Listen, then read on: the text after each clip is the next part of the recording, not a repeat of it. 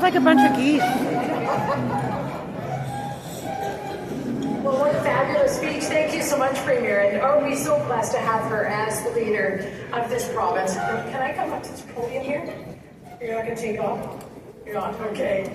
It's been in almost exactly 18 months, just a year and a half, Alberta will have its next election.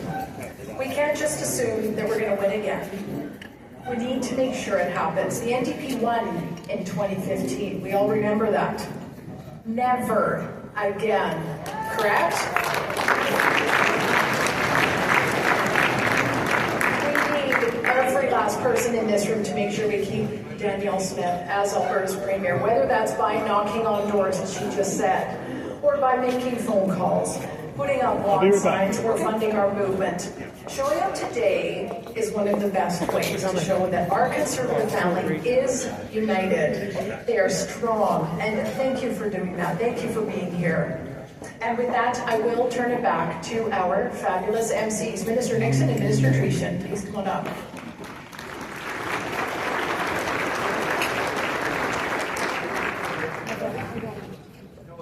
Thank you very much. And I would now like to invite our leader, Danielle Smith, up to the stage, as well as MLAs Range and Horner. Wow, that's really loud now. Horner to join us on stage for a panel discussion. Now, just the rules of engagement here for the next 45 minutes. There will be a microphone in the middle of the room, and there will be a volunteer that will be holding said microphone. The volunteer's right here, Pete Prose, he's a great guy. Please line up to ask your questions directly to the panel. And as I said, it will be a 45 minutes, so we ask you to keep your questions to 30 seconds each. So do your best QP impersonation, because you're only allowed to ask a question for 30 seconds in question period. So we'll try to get through as many questions as possible, and I'll keep talking until the podium goes away, so this actually looks nice. But no, ultimately, if you can come up, where are you going to be standing? You'll be standing in the middle of the room, and you'll have a mic, so if people want to line up in the middle of the room and go near Peter Prose, he doesn't bite, and ask your questions. But as I said before, ask hard, tough questions, just not to me. So feel free to ask any questions, and we'll go from there. But Pete, if you're ready, I think we're ready too.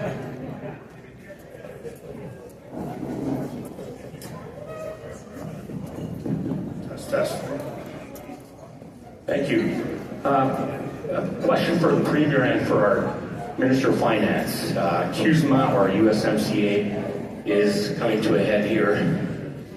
Whether Mr. Carney will do something about it or not remains to be seen. But the repercussions could be huge. How will this affect oil and gas and the revenues to the province if the federal government's unwilling to do something about this? And what kind of plans can the province do to circumvent being held hostage by the feds? Well, let me get Minister Horner to answer that first, because he's done the analysis of the impact that tariffs, had they been implemented at the highest level that was proposed, what impact it would have, and he'll have a pretty good idea of what would happen if we don't get to a deal on this from a financial point of view. Well, I guess looking back to budget 2025, when I'd say we had, absolute uncertainty around trade and tariffs from the U.S. administration. That was why at that time we put a few scenarios in that budget. We had kind of what we thought was the highest plausible case of about 15% across the board, coming down to about 5%. And actually, in reality, what happened was the impact rate to Alberta was about 3%. So we're far below any other province. If you look at the provinces like Ontario that rely more on manufacturing, they were impacted at a lot higher rate.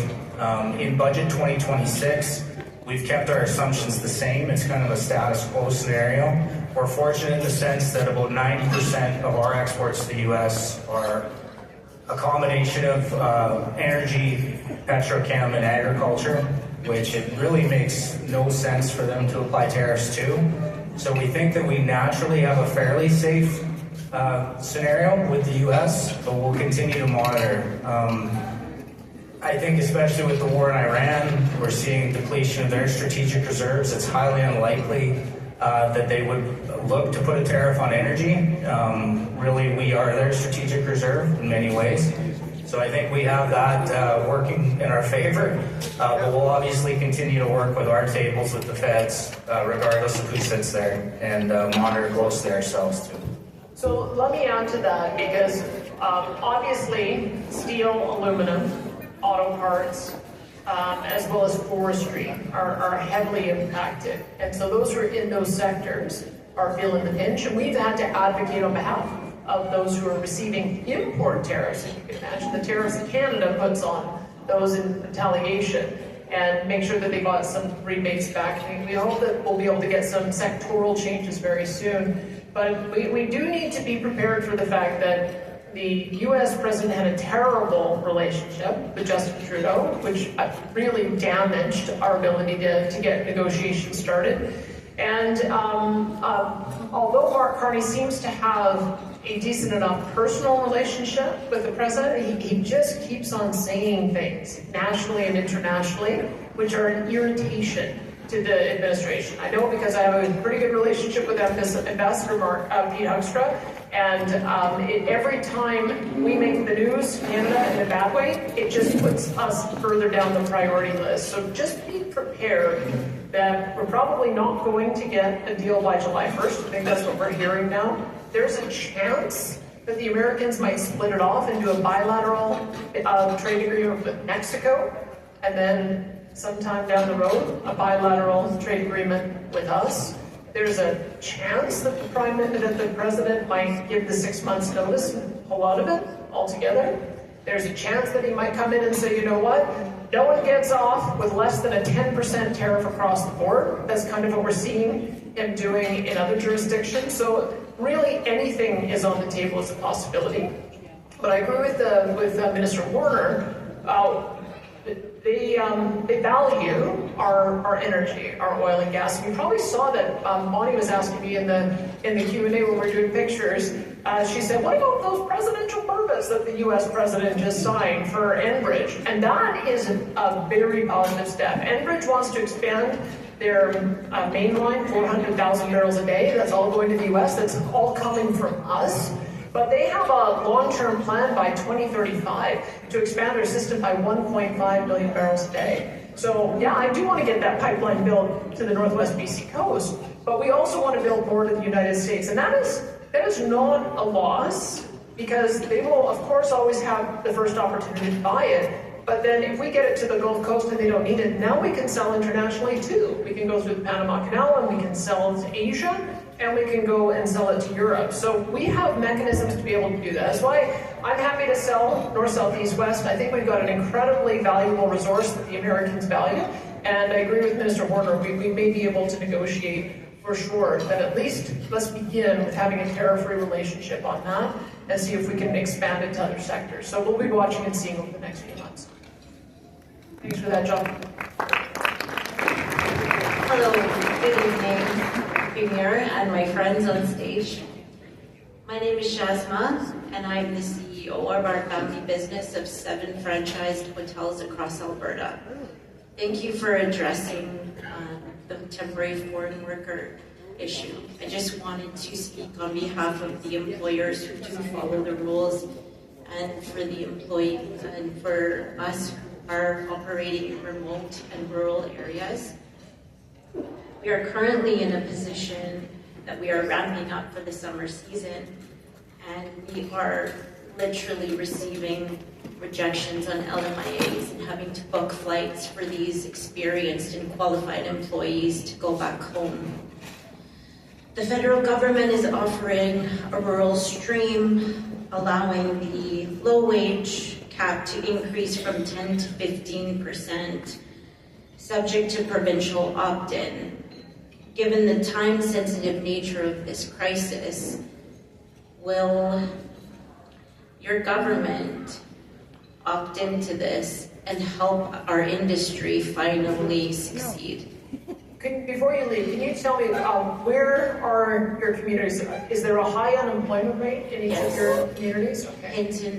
I'm not including Red Deer because I'm speaking on behalf of the remote and rural, and it's very difficult to find employees. Thank you for that. I don't know I think Joseph Scow is here this evening, and so he's hard to miss too. He's about 9 feet tall as well, just like Jason Dixon. So I try to connect with him before the end of the evening so that he can hear your particulars. But I can tell you our great frustration with the federal government is that we had a system that was working really well for about 40 years, where we had about 380 to 450,000 economic migrants that would come in, a smaller number of family reunification, international students, temporary foreign workers. And then post-COVID, Justin Trudeau just threw off all of the restrictions. We ended up with 2 million people per year coming into Canada for 3 years. It overwhelmed our housing market, our education system, our healthcare system, and it created a backlash. Because I can tell you, when we did the Alberta Next panel, the number of parents and grandparents who came up to the mic and said, the young person in my life has applied for dozens and dozens and hundreds of jobs, and no one will give them a call back. They can't even get a job at an A&W or a Dairy Queen. And so we had to take that to heart, because we need to know that our young people are going to get their first job. Because if they can't get the first job, they're not going to get their second job, and they're not going to get their third job, right? So that's why I asked what the unemployment was like in the areas that you're looking at, because we want to be sensitive to that. So if we've got a high unemployment area, especially a high youth unemployment area, we want the employers to go that extra mile to try to get those young people their first jobs. But we also added and this is a game that Joseph Scow added when he was tourism minister, he added a stream for tourism and hospitality, so that we would have the ability to offer more pathways for permanent residency and onto citizenship. But more broadly, this is what our fall referendum questions are about.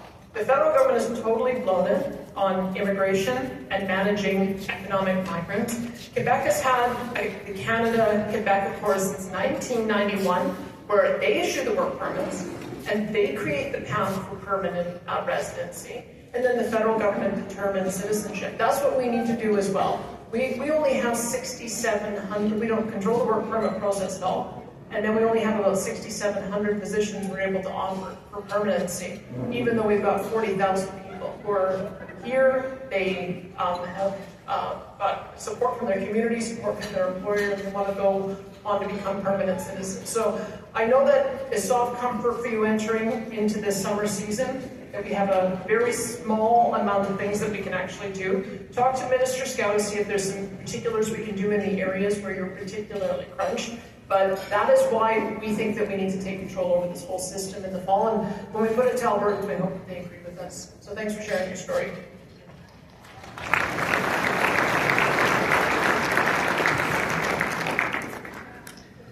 I have a question that's probably for all of the UCP and maybe all Albertans, I'm not sure. There was a lot of Western Canadian people that carried the Canadian flag from the West to Ottawa. And what did they do? They beat us up. They put us in jail. They charged us with a meager little crime and have dragged it out to be the longest bloody mischief trial in the history of forever. And they're still not done. And they want us to keep carrying their flag. I say a day late, a dollar short. And Premier, at the Edmonton dinner, your exact words to me were, "I'm sorry we have not convinced you that Canada could work. So here I am, convince me." Wait, I know it's going to take a little bit of work. I really do.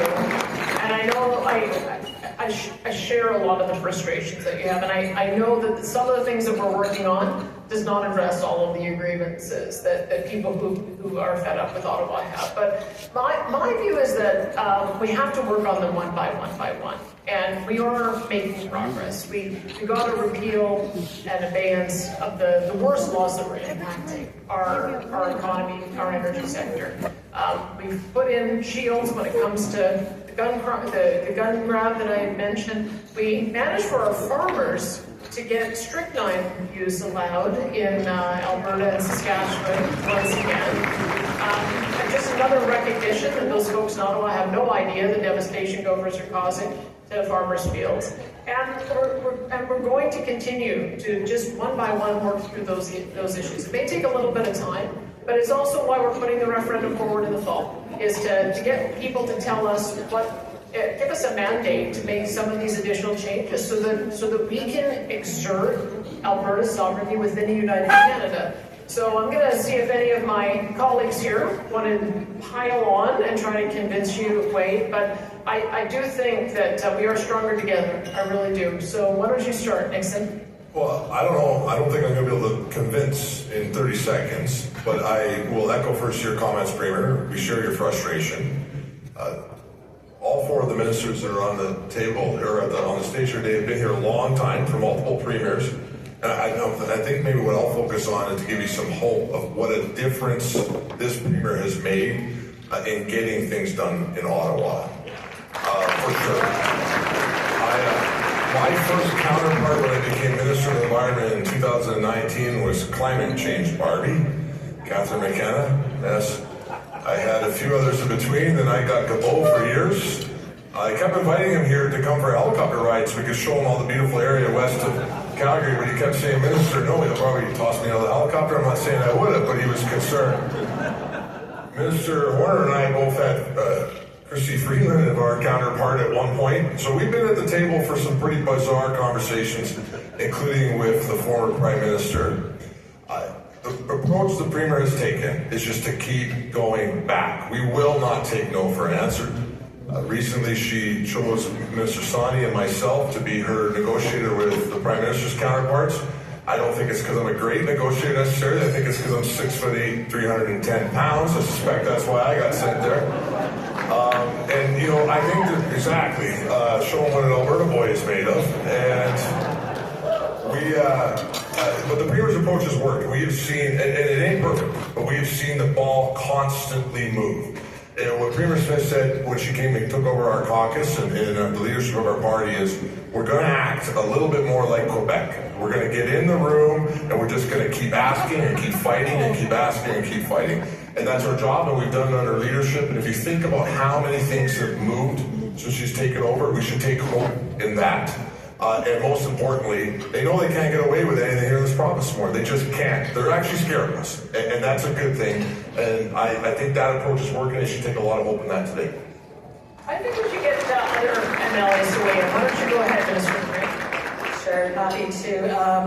I would say I've noticed a change as well. I've been around the cabinet table since 2019, and working with the ministers at the federal level, there has been a shift in tone, a shift in respect, and a shift in the way they want to consider out-of-the-box thinking. And I do have a call tomorrow with the Federal Minister of Health, Minister Michelle. She wants to talk about Bill 11 and Bill 29, so the dual practice and the self-referral for diagnostics.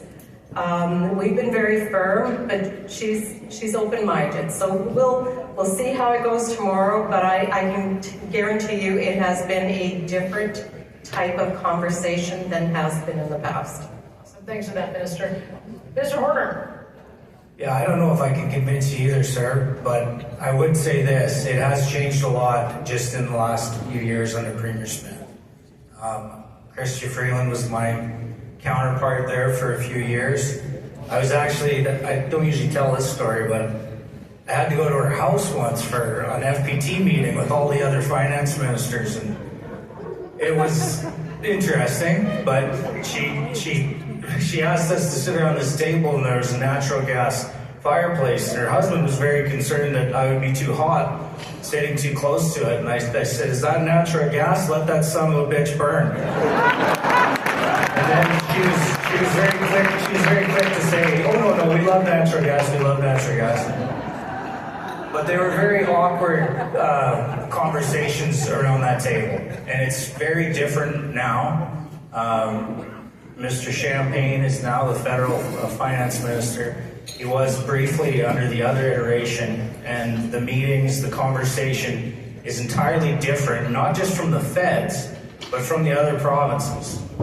I would say that I've been in meetings where the leadership in British Columbia was equally or more disappointing than what you heard from the federal government. Premier said in opening remarks that Alberta is booming. I think in many ways it is, but it's relatively. You know, I say all the time we're the fastest skater on a slow team because we are the only bright spot in Canada economically. Premier mentioned the job growth, the 100,000 jobs in Alberta versus a net negative number for the rest of the country. The country is in big trouble economically. If they're starting to understand that the only way to, you know, raise all boats, raise the tide for this country comes through Alberta and it comes through our energy. The TMX pipeline expansion increased the GDP of Canada by almost 1%. That is scary. That is fascinating, but it is scary. So we have a great challenge in front of us right now. And we have great challenges within this province. Sometimes it's hard for us to look at the big picture when we have so many challenges right here. We're the youngest population, but we're getting oldest the fastest. You should see what we spend on healthcare. Sorry, Adriana. But things are expensive. I just tabled a $9.4 billion deficit at $60 oil. It broke my heart. But we're doing what we have to catch up. We're building the schools. And this wasn't just the immigration policies of the Trudeau Liberals. That was the main driver. But the other thing that is scary and fascinating is that the people keep coming, voting with their feet from every province in the country. I think we're the greatest hope for Canada and the brightest shining light. So while we're here, we're going to keep working to make it better. Well, Wade, I feel like I have the most vested interest of trying to convince you because I need you to vote for me in the next election. But no, I would echo what my colleague said. I think when you look at just the leadership of Premier Smith, when she appointed me transportation and economic corridors, that was years ago. And no one was talking about economic corridors. No one was talking about this Canadian dream of being able to build big projects. It was 10 years of Justin Trudeau, and everything was ground to a halt.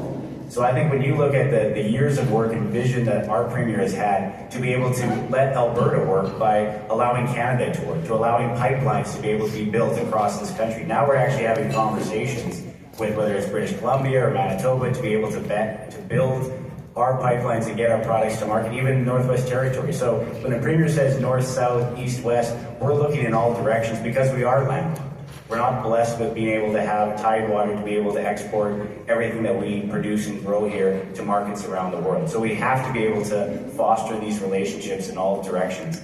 And she's moved the needle. So I would say, judge us on what we've done and what we're trying to do, because no other provincial government is doing what we're doing here in Alberta, and it's all to the leadership of Premier Daniel Smith. Well, thank you guys. That's great answers. Appreciate that.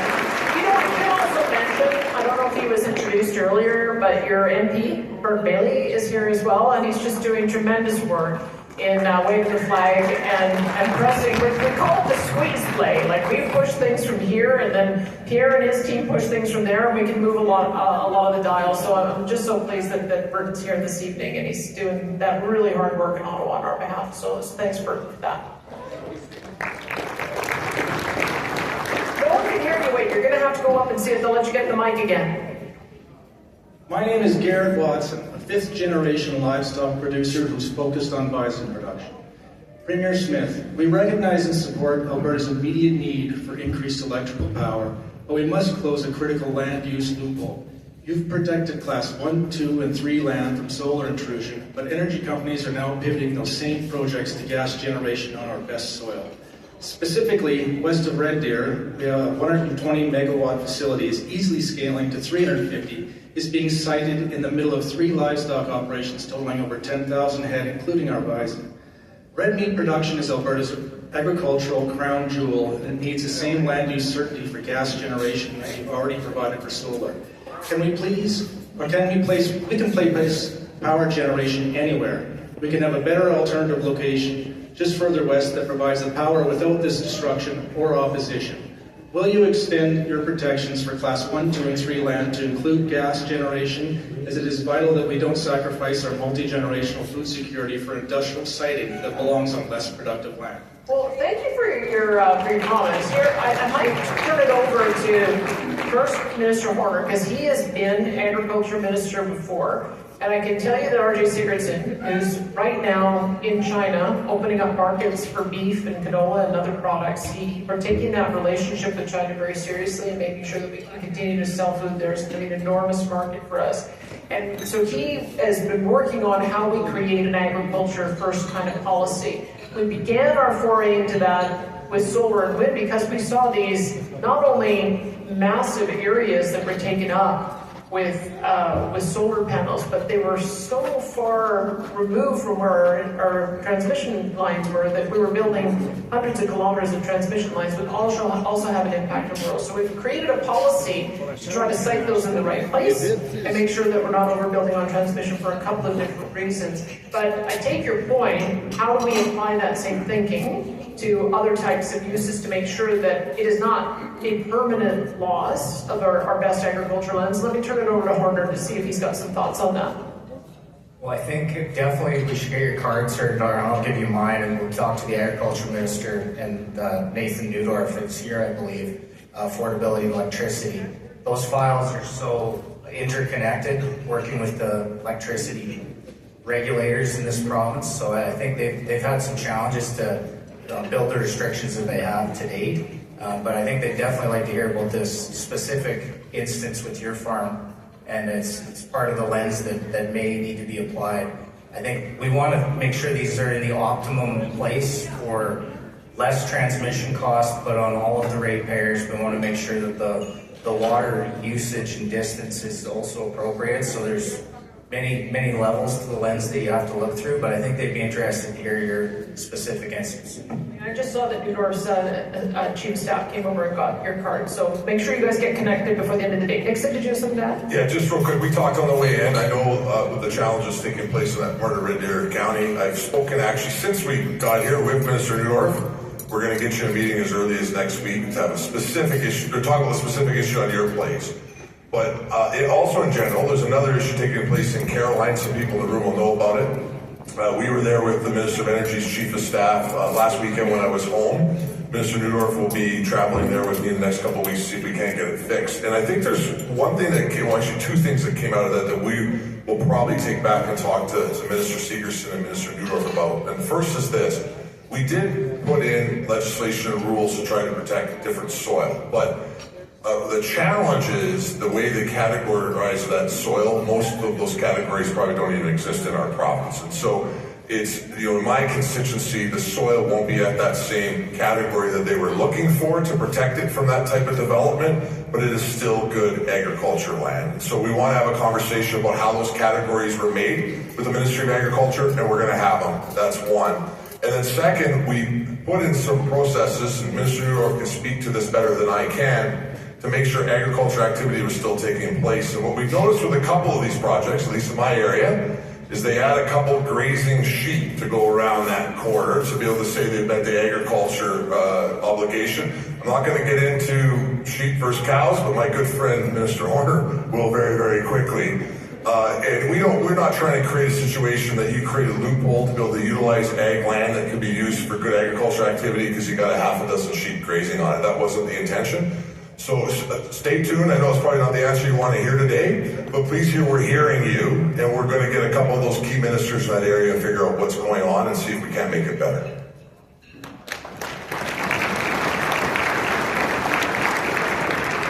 Okay, let's stop the time change. Please, my children don't know what to do in the morning.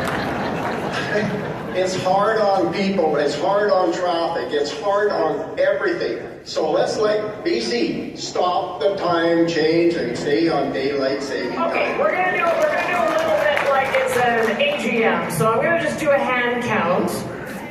And it's gonna be a two-part question. So first part question, how many of you want us to stop the time change? Just raise your hand.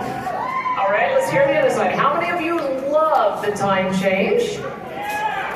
Okay, you're outvoted. Now, here's the big question. Do you want this time year-round? We are in daylight. We are in daylight 8 months out of the year. We have daylight because people like to have the light in the evenings.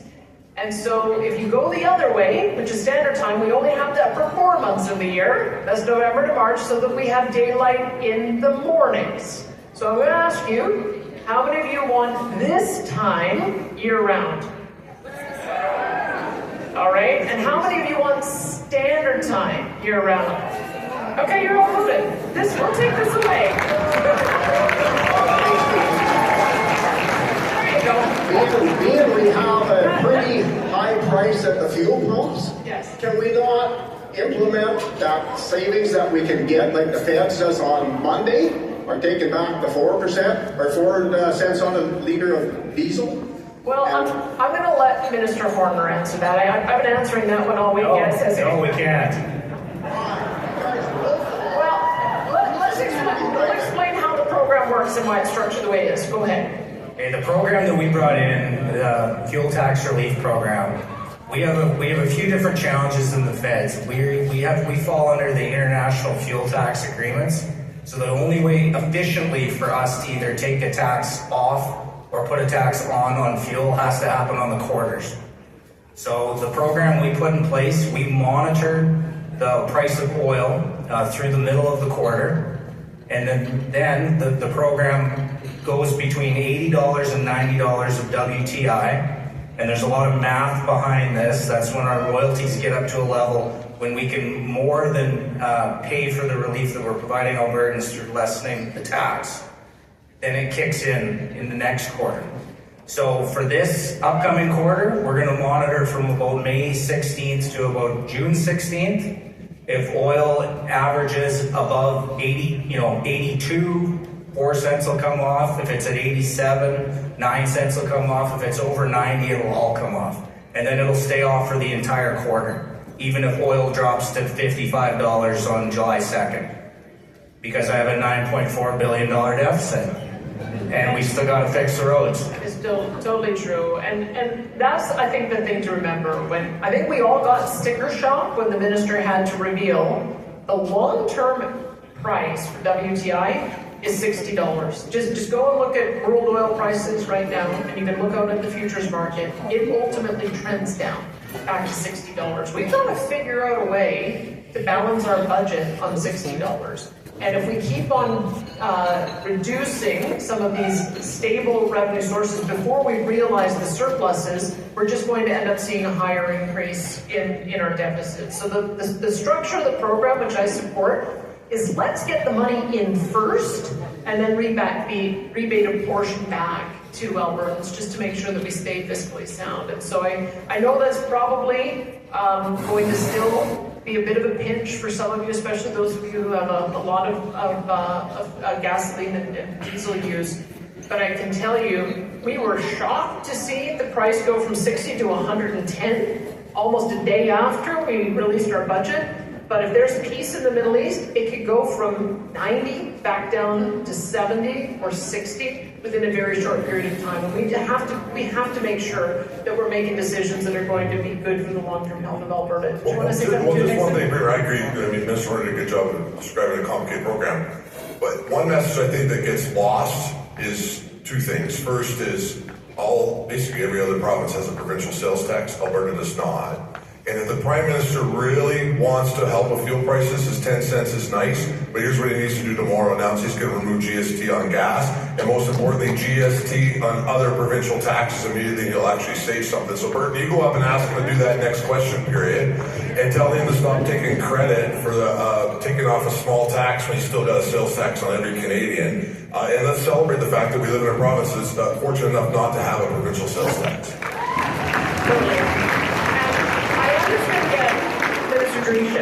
To say, because the reason we have the fuel tax is notionally because it pays for our roads. And it's interesting, the amount we get in the fuel tax is almost the amount that the minister pays on roads each year. And he's got something like 800 projects that he's managing right now. So I just thought I'd give you a minute to kind of brag about all the work that you're managing in your department. I thought you were going to ask me and Horner when we're going to buy all our diesel for the spring. But that wasn't your question, so that's good, so I didn't have to answer that.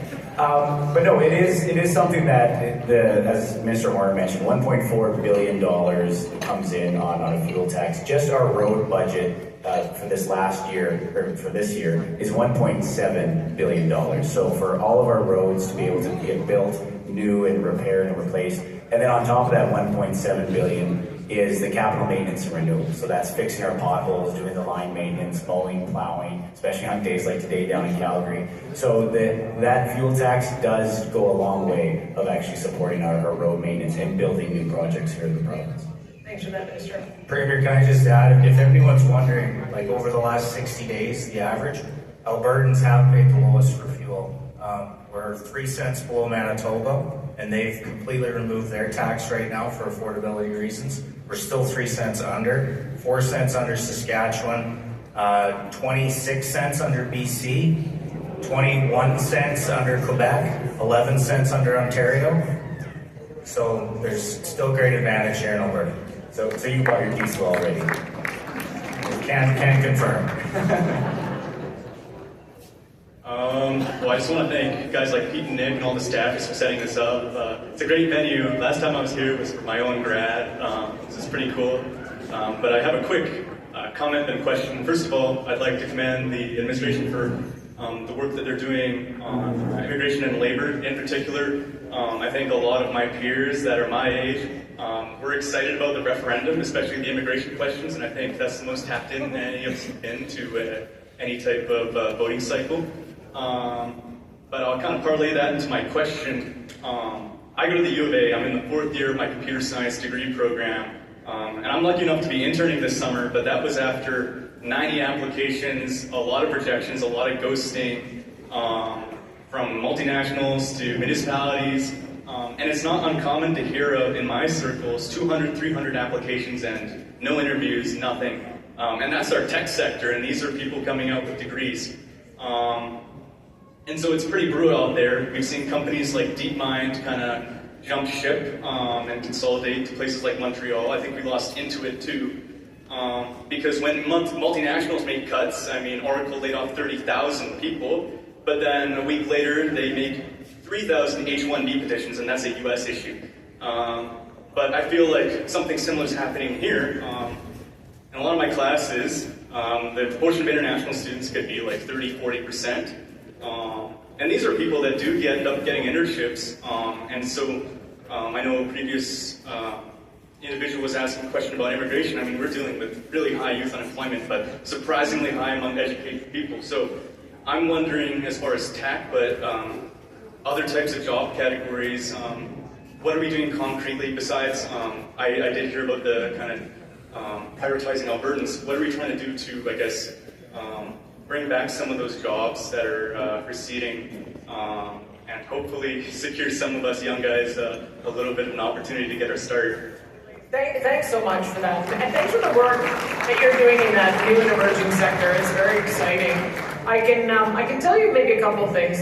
I don't know if this part will help you, but it's worth a chance. We have created a youth employment incentive, and again, Joseph Scow is at the helm of this, where we're willing to subsidize an employer $10 per hour to give a young person a job for 400 hours. And any of you who are interested in signing up for that because you have a job to offer, we're doing it through Careers. And if you want to call Careers and see if there's somebody who has a match with your particular skills and they're looking for someone like you. The reason we want to do it is sometimes people are afraid to take a risk on a young person who doesn't have a filled out resume. And at least if you got 400 hours as a chance, then they like you, they'll continue on with you. So talk to Joseph to see if there's another type of program that might assist in your particular field, but that would be one thing that I would say. The second thing I would say is that Nate Glubish has done an incredible job of attracting tech jobs here. I know it probably doesn't feel like it with the applications you put out there, but when we first came in, venture capital was $34 million a year. We got up to $700 million per year, and even last year was a slower year, it was $435 million. We've got multiple unicorns, you know what that means, the billion-dollar valuation companies. And Minister Glubish is doing a terrific job of explaining how we're integrating AI into our operations. We're not using it to replace workers, we're using it to make workers more productive so that we can use the data that comes out of it. Because I've always felt like it's not that AI is going to replace a worker, but a person who knows how to use AI is going to have an advantage over a worker who doesn't. You probably know all of this as well. So we're very keen to try to create not only the hub so that AI data centers get built here, but all of those tech businesses that are going to use and develop the applications for AI are also going to go here as well. It may be that we're just on the cusp of that. We've got something like 20,000 megawatts of ask for to power data centers. Keep in mind that's about 1.5 times the amount of power we currently use, which is why we're telling them, build your own power, build it bigger than you need and sell us the extra. But we're just on the cusp. We know that there are literally over 60 different projects that are contemplating moving here. And when they get up and running, there's going to be an ecosystem that builds around it. So we are a little bit behind where they were in Ontario and Quebec, but we're very quickly catching up. And so stick it out. I hope that this avenue that I suggested works for you, but we think that there's going to be a huge opportunity in this new space. Did anyone else want to weigh in? You can weigh in, Minister LaGrange. Just that healthcare is becoming very high-tech. And so I think there's lots of opportunities there. I would consider looking around. Right now, we're trying to integrate Connect Care and My Health Records, etc. We know that there's roughly about 1,300 computer systems that are needing to talk to each other. Every clinic out there, every facility out there, we are going to need more and more of you. So please think outside the box and look for some of those jobs you may not would have considered previously that perhaps now there's an opportunity. I just, every time I turn around, there's something new and improved, and it all involves high tech or AI. We're using AI Scribe. Most of our physicians are using AI Scribe so that they can cut down on the workloads. And we're seeing more and more of that expand right across the province. Let me add one more thing with Minister LaGrange saying to think outside the box, because that may help other folks here as well. Because we are looking for ways to make sure that we can save money in government. And Minister Glubish, go onto his Substack and you'll see one of the stories that he talked about. If you can believe it, a lot of the business of government takes place on Excel spreadsheets on someone's computer. Right? I mean, Minister Horner's been going through this. Our finance, our budget documents were Excel spreadsheets when I first came in. And so he's working on creating a system so all of that can be integrated. So if that person ends up leaving, you're not losing your entire history of being able to do your budget. So that's one of the things. But he tells a really good story about how we were trying to integrate all of our real estate registries that we had. We had 2 legacy systems and 2 others that were on Excel spreadsheets. We went out to the private sector. They said, yeah, we can do a couple of these. It'll cost $54 million. And Glubish said, well, I've trained up my guys on AI. Maybe we can develop a system internally. And sure enough, he was able to integrate 2 systems, and it cost $835,000 to do. Yeah. And he's going to bring the other 2 systems in. And that will in total cost about $2.7 million. And get this, rather than it taking 4 years, he's managed to do this in a matter of months. So if you can think about businesses that are in that same boat, where they're doing it the old school way, where they've got a bunch of legacy systems that can't talk to each other, they've got a bunch of Excel spreadsheets, and they need to be able to find a new way of putting it all together so it becomes more usable for their staff. That's where we're at right now. If we as a government are just at the beginning stages of figuring out how to use this technology, I can guarantee you that there's a lot of businesses in that place. And so we've got something called AI Academy. We're making it available for anyone in the room. You can go online and you can educate yourself, 150 different courses.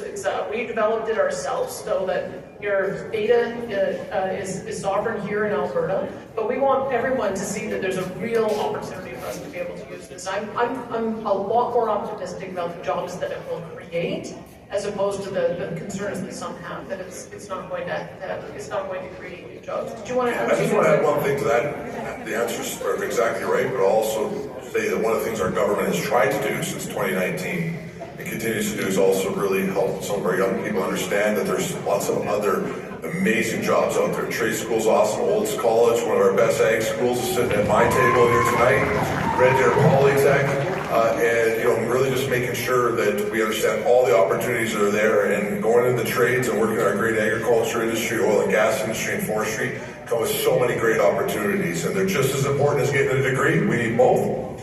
People that go down both paths, but we need to continue to make sure our kids understand in school what the great opportunities there are, and there's nothing wrong with putting on some work boots and going out there and getting a trade and earning a living.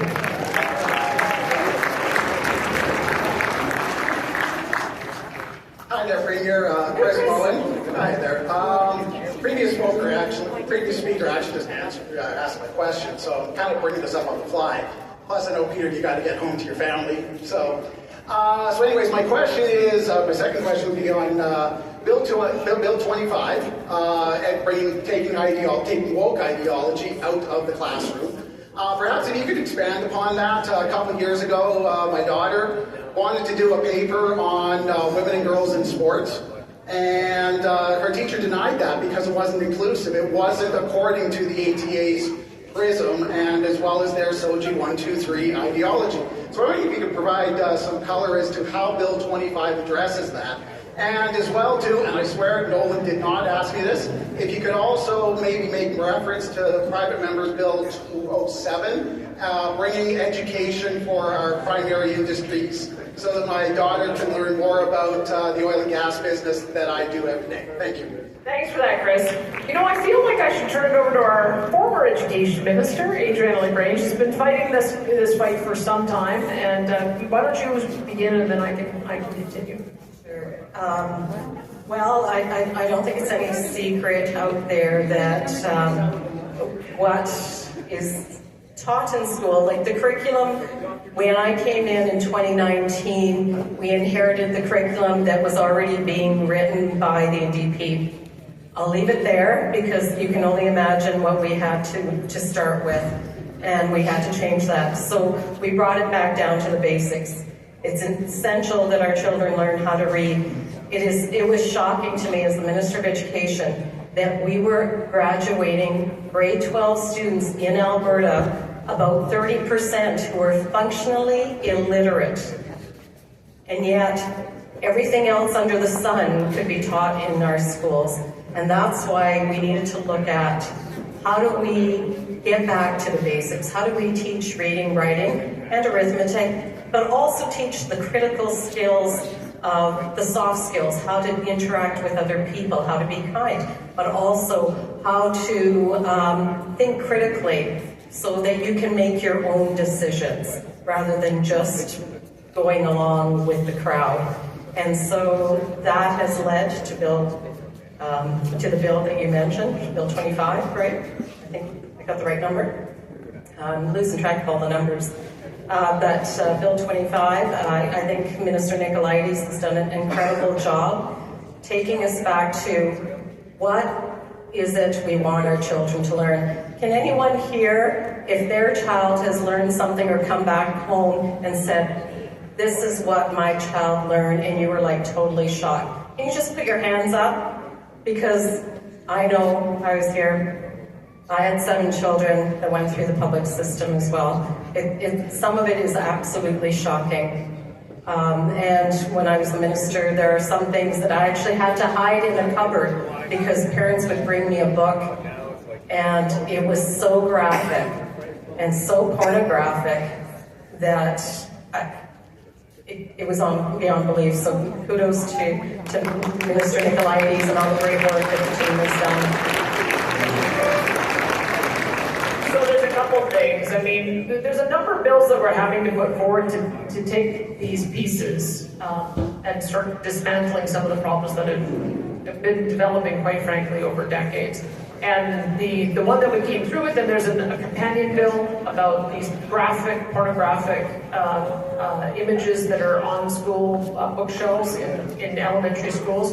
We've had to address it. It's amazing to me that it was even an issue. When we said, okay, if I can't show this picture, this is what I told the media, because they all came to our press conference. I said, if you're not allowed to show this picture on television tonight, because the old dears watching are going to be so offended that you're going to get Broadcast Standard Council complaints. A 7-year-old shouldn't be seeing this in a school classroom either. So that was one thing.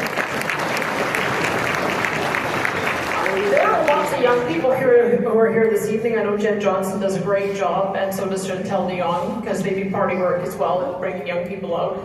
They've got stories to tell as well about how they feel they have to write a paper to match the views of their teacher, otherwise they're going to get marked down. And that just shouldn't be happening. It's happening in K-12 and it's happening in university as well. So the next step is going to be to apply these same standards in university too. So you may have seen there's some viral videos going around about some mandatory courses at the University of Regina and their education department. And it's diversity, equity, inclusion, it's the whole privilege wheel, and it's the intersectionality, you know, when they were showing their equity cards at the NDP convention. Like, that's what they're teaching and making required courses in some of our education faculties across the country. So I've asked Minister Nicolaides to work with Minister McDougall on ensuring that we do not have that kind of mandatory coursework. We found a couple of curriculum that we're quite worried about. But the second thing will be, let's create alternative pathways for people to become teachers. If you've got a BA or master's or a PhD, if you've become a tradesman, you're a journeyman tradesman and you've been educating kids all your life, well, why don't we have a 6-month teacher certification program where you learn the things you really need to learn to be able to teach in a classroom, not all of this woke intersectionality garbage, and then let's get those teachers in the classroom so that we can provide some balance to the kids. So that's the next thing that's coming.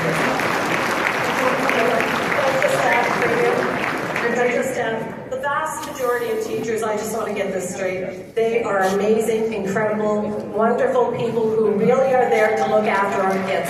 That is the vast majority of our teachers out there. I don't want people to think that they're all doing that. There's a very small minority, but the others need to feel empowered that they can actually have and raise their voice. Because we would, when I was the minister, we would take those books off the shelves. Teachers wanted them off the shelves, parents wanted them off the shelves, and magically they would reappear. So we have to put the legislation in to empower those great teachers to do what they really want to do, which is teach our kids. And I think Teresa wants to comment on one other aspect of the bill on teacher safety. Yeah, obviously all this woke nonsense that's great is being taken out of our school. I just wanted to thank Minister Nicolaides for his leadership on that. And just two other points I wanted to mention. Just personally thank him for making sure that Silver Lake got 2 new schools in this budget, and he's right here. So anybody from Silver Lake, obviously that's the minister that got it done. But another important thing that he's working on in the education space that I think transcends politics. It's not left woke ideology versus common sense conservative ideology. It's teacher safety. And I think that's something that I've had lots of constituents come into my office and talk to me personally, saying that they're getting hit, they're getting assaulted by kids in their classrooms, getting punched in the back of the head by a 12-year-old, and while they're sitting down trying to teach. Like, that type of nonsense is beyond just politics, and is just common sense, decency, and hard work that I know Minister Nicolaides is working on as well. And I think it's a political forum. If we're trying to win, we'll never win over the ATA, but if we can win over teachers to know that we're a government that actually takes their safety in the classroom seriously, I think that will go a long way of not just doing the right thing, but also help us politically. But we not only do it because it's the right thing to do, and I just thank Minister Nicolaides for his leadership on that too. So I think we got one more question. Okay, and we gotta use Speaker Rick McIver's rules of trying to stick it to 35 seconds. We're terrible when we get into this format. He would have cut us off long ago. So go ahead with your question, sir. Thank you, Premier. Thank you, Ministers. Mike Gallagher. My question I'm going to phrase more as a resolution, and that would be whereas there's a sense of urgency given the last 10 years that have been lost, if you will, with the ball and chain, or maybe 9 balls and 9 chains around our ankles. And whereas economic corridors are a high priority for this government. And thirdly, whereas you have just introduced or tabled Bill 30, which expedites major projects, be resolved that you include the House pass in that project. Here. And there's myriad reasons why we could do that, and I don't need to list them because I know it's been studied to death, but I'd ask for your comments on that. Thank you. Well, I know Dreeshen has some comments on this because I asked him about it before, and I think you told me that if not for politics, that might have been the actual alignment of the passage through the mountains. But you know, politics being what it is, it might have been a good idea back then. Is it a good idea now? Yeah, just the geology of it, the geography of it, not just because certain people at that table really want it, but no, it's a natural. The house pass just essentially straight west of Sylvan Lake, going to Rocky, and then going through the mountains, connecting into Golden. That is the nicest, easiest path to our economic corridor, trade route, whatever you want to call it, to be able to get to the mountains and go west here from Alberta. So that is something that the Central Alberta Economic Partnership, Kate, has studied it to death, as you rightfully pointed out. And it is a priority that we speak to the federal government, because obviously between Sylvan Lake, Rocky, and the BC border is national parks. So working with the federal government, trying to figure out how we can carve through the national parks to be able to have the extension of Highway 11 essentially, or David Thompson Highway, as Mr. Nixon always likes to call it, is a priority for us, and it is, as Premier mentioned, north, south, east, west. We're trying to build economic corridors in every direction and expand all the opportunities we have here in the province. So it is a priority, and I'm with you on that, Mike. I'm going to go one step further. David Thompson found the way over just after 1799, stopped along the way, founded a town called Rocky Mountain House, found a perfect way over. Everybody was using it, and along came the first little government in Alberta, and they screwed up, they went the wrong direction. So my viewpoint is, it should be the first thing that we overthrow that the Liberals screwed up. And one step further in that administration, I think we should just maybe talk about taking the national parks back too, but that's what makes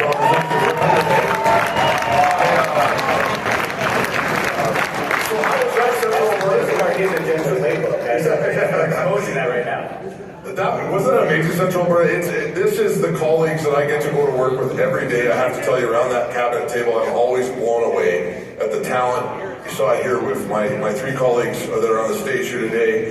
There are many more of them that work each and every day fighting to be able to defend our province.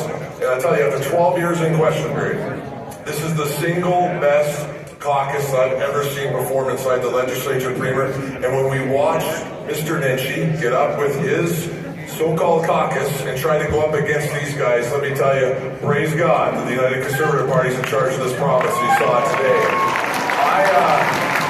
Exactly. So let me close this up. We got one more important part of this night to go. So don't leave on me. But just before we do that, I want to give a big round of applause to our leader, the Premier, and all of my fellow colleagues that were here tonight. Thank you for being here today and answering questions.